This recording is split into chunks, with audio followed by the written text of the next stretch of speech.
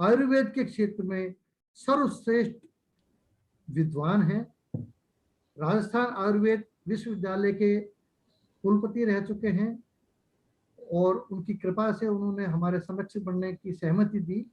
वो पिछले लगभग 1 साल से हमारे संरक्षक बन चुके हैं और ये अभी उनके बाद ये पहली बार ये हो रहा है, तो उन्होंने सहमति भी दी अपने उद्बोधन के लिए। तो मैं आग्रह करूंगा प्रोफेसर वैद्य बनवारी लाल जी गौड़ से, कृपया अनम्यूट हो, स्क्रीन पर आए और अपना उद्बोधन शुरू करें। आदरणीय बनवारी लाल जी गौड़।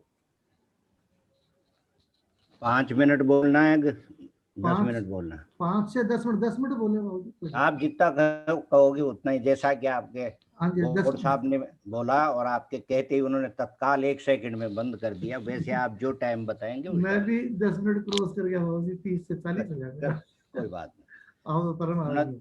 गुणत्रय विभेदेन मूर्तित्रय मुपेयुषे त्रयी भुवे त्रिनेत्राय त्रिलोकी पतये नमः। मेरे पहले 3 वक्ता बोल चुके हैं। अभी 3 नारों का उद्घोष किया है पारस नारायण जी ने, और आपके स्क्रीन पर जो आप दिखा रहे हैं सर्वे भवन्तु सुखिनः, ये भी 3 पद हैं इस प्रकार के। और निश्चित रूप से आपने जिन व्यवस्थाओं को निर्दिष्ट किया है वो आपके इन 3 अक्षरों में समाहित होगी, जो कि समता, ये 3 अक्षर लगते हैं। इसलिए गुणत्रय विभेदेन मूर्तित्रय मुपेयुषे है। ये बात समझ में आती है। आप तीनों ने एक बहुत ही श्रेष्ठ बात बताई है कि आपको समझना जरूरी है। आपका आंदोलन तो है, लेकिन जैसे मैं अपनी बात बता दूं, मैं 1 साल से आपके साथ आया हूं और आपके साथ नहीं आया उससे पहले भी मैं आपके आंदोलन को जानता हूं। लेकिन ऐसे कितने लोग हैं जो इस चीज को जानते हैं कि आपके इस समत्व में, जिसको आप समता करना चाहते हैं, वो आपके लिए है ही नहीं। आप तो उनके लिए करना चाहते हैं जिनके लिए संविधान में व्यवस्था है, उनको समत्व करिए। तो उनको आप समान कर रहे हैं, दूसरे तो अपने आप ही अपने सम विभाजन को प्राप्त कर लेंगे। मैं आयुर्वेद की बात बताऊं, मैं शिक्षक, चिकित्सक, प्रशासक, लेखक, वक्ता सब कुछ हूं, और अब प्रशासक नहीं हूं, बाकी की चीजें अब भी मेरे में है। लेकिन इन चीजों को देखने पर मैं एक शास्त्र की बात करना चाहता हूं। चरक संहिता जो आज के 3000 वर्ष पहले हुआ है, वो आपकी जो पारस नारायण जी ने अभी जो बात बताई, उस बात को उन्होंने वो बता चुके हैं, आप व्याख्या कर रहे हैं, आपको ध्यान नहीं। जैसे आप कहते हैं कि हमारी बहुत सी चीजों का बहुत लोगों को पता नहीं है, वैसे भी आपको पता नहीं है। आप शास्त्र की बात कर रहे हैं, सिद्धांत की बात कर रहे हैं, और जो प्राचीन काल में व्यवस्था के लिए सन्निहित कर दिया गया था, वही बात आप कह रहे हैं। वहां 2 बात बताई है। नियमम न भिन्द्यात्, नियम मत छोड़िए, मत तोड़िए, और दूसरा है नाति समयम जह्यात्। 2 बातें हैं। नियम को मत तोड़िए। अब वो नियम कौन सा? नियम के लिए, नियम के साथ एक नाति समय और जोड़ दिया, और नाति समय का मतलब समय को बहुत से लोग व्याख्या करते हैं कि समय बर्बाद नहीं करें, इसका ये अर्थ नहीं है। अति समय एक विशिष्ट शब्द है, और अति समय का तात्पर्य है बहुत से लोग मिलकर जिस नियम को बनावें उस नियम को नहीं तोड़ें। तो पहली बात तो नियम जो है व्यक्ति का अपना नियम है, कितने बजे सोना, कितने बजे खाना पीना उठना, ये सारे वो अपना भी बना सकता है, परिवार भी बना सकता है, समाज भी बना सकता है, देश भी बना सकता है। वो नियम है, मत तोड़िए। लेकिन उनमें थोड़ा सा एक दूसरे प्रकार की व्यवस्था है। और दूसरा नाती समय है, आप ये जो संविधान की बात कर रहे हैं वो, और यदि इसको तोड़ते हो तो अधर्म होता है। आपने सारी की सारी बात, तीनों ने एक ही बात बताई है कि हम तो वही बात चाहते हैं कि जो आपने संविधान में नियत कर दिया उसकी आप परिपालना करिए, उसकी आप गलत व्याख्या क्यों कर रहे हैं? अनावश्यक जो है परोक्ष रूप से आप किस चीज को किस प्रकार से लाभान्वित करना चाहते हैं वैसा क्यों कर रहे हैं? और आप जो कह रहे हैं, जितनी आपने उदाहरण दिए, आपके संविधान के जो संरक्षक हैं न्यायाधीश, वो भी यही निर्णय दे रहे हैं जो आप बता रहे हैं। अब वो आप कहाँ से बता रहे हैं और वो कहाँ से दे रहे हैं? नियमों से दे रहे हैं। नाति संयम जहियात, उस नियमों को है जो उस प्रकार से परिपालन करिए। अब आप समत्व किसका करना चाह रही है? एक लाइन खींची हुई है, उसके नीचे जो है उनको बराबर लाना चाह रहे हैं। ऊपर वालों को तो नीचे लाना ही नहीं चाह रहे हैं ना। ऊपर तो कोई भी, इस सतह से तो ऊपर कोई भी जाए, लेकिन गलत नहीं जाए।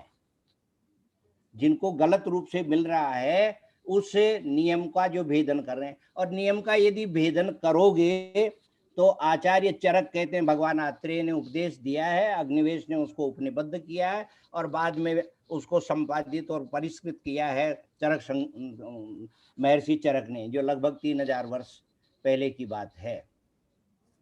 चरक का ये अग्निवेश 3000 वर्ष पहले है और ये भी लगभग ईसा पूर्व 2री शताब्दी के हुए हैं चरक। ये कहते हैं कि यदि ऐसा करोगे तो जनपदोध्वंस होगा, महामारी आएगी। उन्होंने कहा कि धर्म का परिपालन करिए। अब धर्म क्या है? आप धर्म की अनेक प्रकार से विस्तृत व्याख्या करिए, लेकिन नियमों में या अति समय जो है संविधान में ये धर्म नहीं है। वहां धर्म है जिसके लिए जो नियत है। वो एक सामान्य सा सिद्धांत देते हैं। देखिए आप कितनी सोच उस समय भी इस प्रकार की है। यदा वही देश नगर निगम जनपद प्रधाना धर्मम उत्क्रम्य प्रजाम वर्तयन्ति अधर्मेण वर्तयन्ति, कि देश नगर निगम और ये जनपद, ये अलग अलग व्याख्या थी, किसको जनपद माने किसको निगम माने, आज अलग अलग व्याख्या है, लेकिन बात वो की वही है। वो कहते हैं कि जो लोग धर्म को, धर्म कौन सा? देश के प्रधान के लिए नियत धर्म है वो उसका धर्म है। निगम का प्रधान जो व्यक्ति है उसके लिए जो नियत कर्म है वो उसका धर्म है। जनपद वाले के लिए उसका धर्म है। सबके लिए अपने अपने धर्म नियत है। अपने यहाँ भी हम जानते हैं व्यक्तिगत, तो पुत्र धर्म परिपालन करिए, पत्नी धर्म परिपालन करिए। धर्म का मतलब ये पूजा पाठ केवल यही नहीं है, वो भी धर्म, वो नियमों में अलग स्वरूप है, अलग व्याख्या है। तो यहाँ क्या है कि जिसके लिए जो नियत है उसका धर्म का परिपालन करिए। और जो धर्म उत्क्रम्य प्रजाम अधर्मेण वर्तयन्ति, अधर्म में वर्तन करते हैं तो देवता भी नाराज होते हैं। देवता कौन? उन्होंने बहुत उदाहरण दिया, ऐसा साइंटिफिक, ऐसा वैज्ञानिक। आप ये जो इसकी थैलियां जो काम में लेते हैं, इससे प्रदूषण होता है, ये भी धर्म में आ गया। और ये इस प्रकार के अधर्म को यदि आप करेंगे तो जितने भी देवता, आप वेदों को देखिए, वृक्षों को देवता माना है, वहां अलग अलग प्रकार से अलग अलग चीजों को, औषधियां जो है उनको निर्धारित की हैं। इन सब चीजों का इनमें विकृति होगी। कब होगी? अधर्म का परिपालन करेंगे। और वो प्रत्येक व्यक्ति का एक नियत धर्म अर्थात नियम है, उस नियम का पालन करें। अब उस नियम का पालन नहीं करते हैं तो अलग अलग बताए, काम क्रोध मद लोभ मोह मिथ्या भाषण, अनेक अनेक आपने अभी कई उदाहरण दिए कि किस प्रकार से व्याख्या करके और किस किस को कैसे है जो पदोन्नत करते हैं। और जिनको लेना है वो निश्चित रूप से जो है, आपने उनके लिए जिन शब्दों का प्रयोग किया मैं दोहराना नहीं चाहता, लेकिन उनको हम उत्प्रेरित नहीं कर रहे, जागृत कर रहे हैं। और जागृत ये कर रहे हैं कि जिसने लिया है, जो गलत लेता है उसको पता है। आपके पास से लेकर के और कोई 10 रुपए लेके चला गया, आप भूल जाते हैं, लेकिन जो लेके गया वो नहीं भूलता। तो जिन्होंने गलत यदि कोई लाभ लिया है संविधान का, उनको पता है हम गलत ले रहे हैं। और जिनको नहीं मिल रहा है उनको ये पता ही नहीं है कि हमारे सामने गलत हो रहा है। और इस गलत को सही करने का काम ये समता आंदोलन वाले कर रहे हैं। इनको बहुत बहुत धन्यवाद, बधाई, आभार। और थोड़ा सा बहुत से जो लोग हैं उनमें अधिकांश अधिसंख्य लोगों से मैं उम्र की दृष्टि से, ज्ञान तो हो सकता है कम हो सकता है, उम्र की दृष्टि से थोड़ा बुजुर्ग हूँ, मेरे से जो अब बुजुर्ग हैं उनको नमन और बाकी सभी को आशीर्वाद। पुनः इस बात के लिए कि हम धर्म का परिपालन, और धर्म क्या, प्रत्येक के लिए नियत होने वाला नियम और संविधान, इसकी परिपालना हमारा यह धर्म है। और उसमें सब आ गए, संसार के जितने भी कर्तव्य हैं, दायित्व हैं और जो हम करते हैं वो सब इसमें गृहीत हो जाते हैं। इनका परिपालन करवाने के लिए समता प्रतिबद्ध है। 269 है या 2069 है, इससे फर्क नहीं पड़ता। फर्क पड़ता है जो संख्या देखते हैं, लेकिन वो कार्य भी निश्चित रूप से होगा, और जो कार्य करना है ये 269 जैसे लोग ही करेंगे, करना चाहिए। बाकी के लोगों को अभिलाभ होगा, वो लाखों को होगा। आपको पुनः पुनः धन्यवाद, नमन। 10 मिनट हो गए। धन्यवाद बाबू जी, बिल्कुल आपने एग्जैक्ट 10 मिनट में ये शिक्षा आपसे लेनी पड़ेगी। इतनी